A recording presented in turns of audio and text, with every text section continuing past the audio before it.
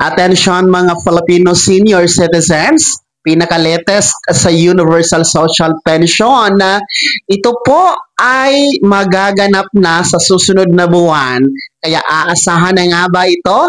1,000 pisong pensyon bawat senior citizen na walang pili, mayaman o mahirap, may pensyon o wala? Pag-uusapan natin sa video na ito. Hold up.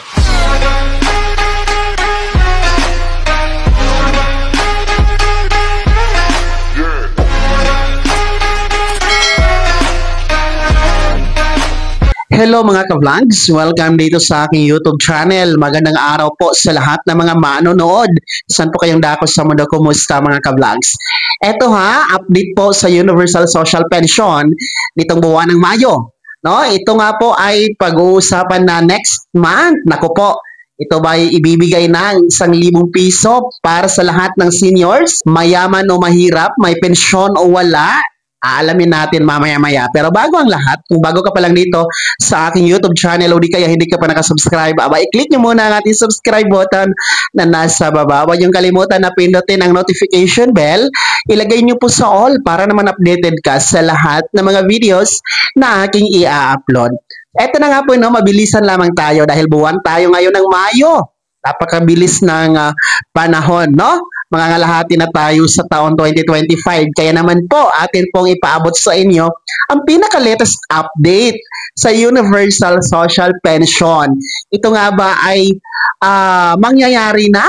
Magiging batas na ba? No, ano po ang tunay na status? Well, makinig kayo mga seniors dahil since buwan nga tayo ngayon ng Mayo, no? And nalalapit na po ang ating national and midterm election ngayong Mayo 12. And after this, magbabalik na po ang sesyon ng Senado. Ngayong June 3 po, alas 3 ng hapon, magre-resume ang sesyon ng Senado. Kaya naman po, aasahan natin na masasali po, no, sa agenda ng sesyon ng Senado ang Universal Social Pension Bill dahil nga po hindi ito nahabol sa last session bago nagsara noong February 5 mga ka-vlogs dahil nga po dito sa campaign period ng ating mga senators.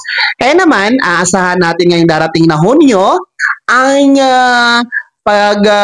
pa-priority nito, no, sa agenda at nang mapag-uusapan na dyan sa komitiba sa Senado kung sino man po ang hahawak nito next session mga ka-vlogs. Kung saan nga po inaasahan ng ating mga seniors ang pagpabor dito ng ating mga mayorya dyan sa Senado at nang ito ay makarating na kay Pangulong Bongbong Marcos at mapirmahan at maging isang ganap na batas dahil wala nang pipiliin dito, wala na pong maiiwan, no?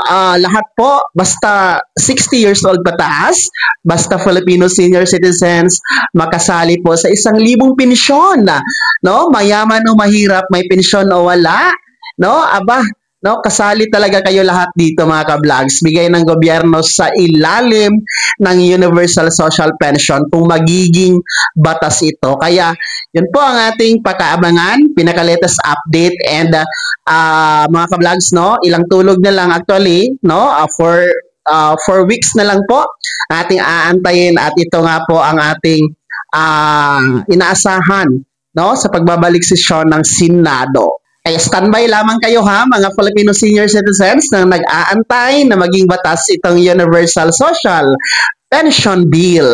Kaya naman mga senior citizens, ano po yung komento at reaction sa balitang ito? Ano po yung panawagan sa susunod na mga senators na uupo sa next session ngayong June 3? No, ano yung pong panawagan hinggil dito sa pagsasabatas sa Universal Social Pension Bill?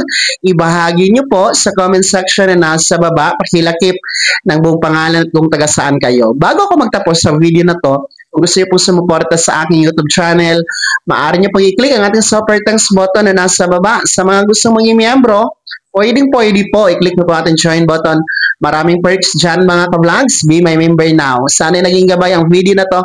Kahit pa paano na pag-uusapan natin ang mga mahahalagang bagay-bagay na may kinalaman sa ayuda, programa at benepisyo ng mga senior citizen. Kung hindi ka pa nakasubscribe dito sa aking YouTube channel, maaari nyo nang i-click ang ating subscribe button na nasa baba. Huwag nyo kalimutan na pindutin ang notification bell. Ilagay nyo po sa all para naman updated ka sa lahat ng mga videos na aking i-upload. Maaari nyo rin i-like ang video na to at kung meron ka pa mga katanungan, maaari nyo i-komento sa comment section na nasa baba. Paki-follow na din po ang aking official Facebook page na nasa screen nyo. Muli po, ako si Daniel Timpawan nagsasabing dito sa aking YouTube channel, bawang katotohanan at lahat totoo lamang.